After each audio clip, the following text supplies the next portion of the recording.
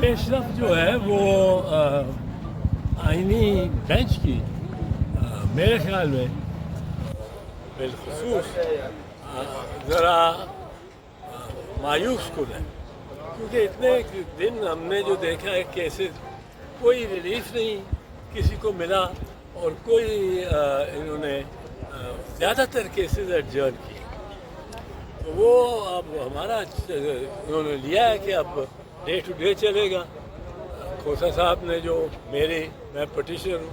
File की है military courts के ख़िलाफ़ पटिशन, अब वो और मिलिट्री कोर्ट्स के बारे में जितनी भी पटिशन हैं वो अब चलेगी डे टू डे। ये एक अच्छी बात है और इसमें मैं इस बेंच के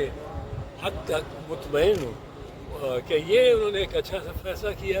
ज़रूरी नहीं कि ये बेंच से हम बहुत तवक्कुआत रखते हो, क्योंकि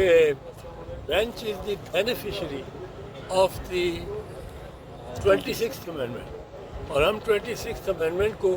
कोई इतना उससे ममनून नहीं है और उससे कोई एक इतनी जायज़ नहीं समझते। 26वीं अमेंडमेंट वैसे तो आइन में ये दिया हुआ है कि जी कोई अमेंडमेंट चैलेंज नहीं होगी किसी भी सूरत पर, उसमें कोई अमेंडमेंट हो जो कि अमेंडमेंट के इख्तियार से ही बाहर हो, वो अमेंडमेंट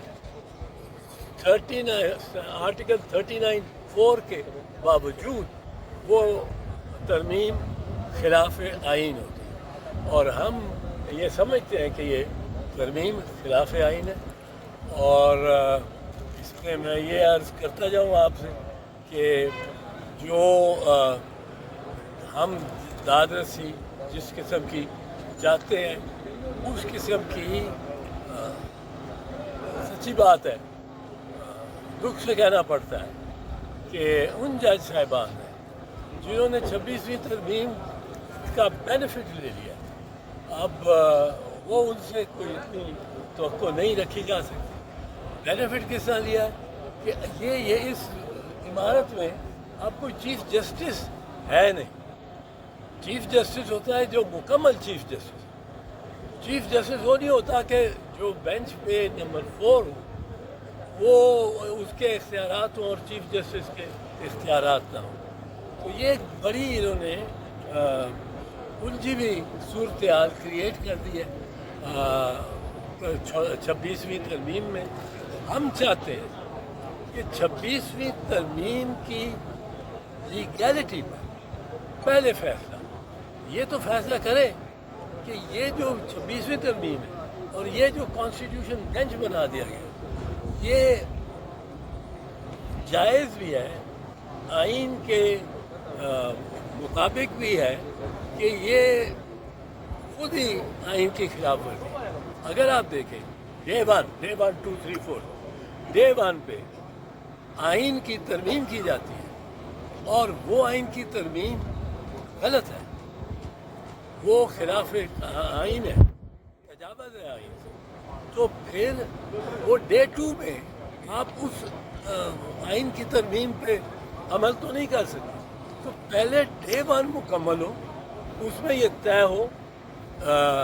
सुप्रीम कोर्ट का बेंच, आइनी बेंच नहीं, आइनी बेंच तो उस बना ही उस तरमीम के तहत। पहले सुप्रीम कोर्ट जैसे पहले था उस वक्त था जब ये 26वीं आइन की तरमीम पास हो, वो अदालत और वो कवानीन और वो आइन उस आइन के तहत ये फैसला हो कि 26वीं आइन की तरमीम ये वजह भी है कि नहीं। अगर उसमें वो बिफोर एंट्रिंग इन 26th अमेंडमेंट ये फैसला करते हैं कि 26th अमेंडमेंट जायज़ ही नहीं है और ये इख्तियार ही नहीं था अदालत को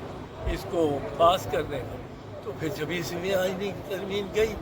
पर अगर आप 26वीं आइनी तरमीम पे पहले उस पर अमल दरामद शुरू कर देंगे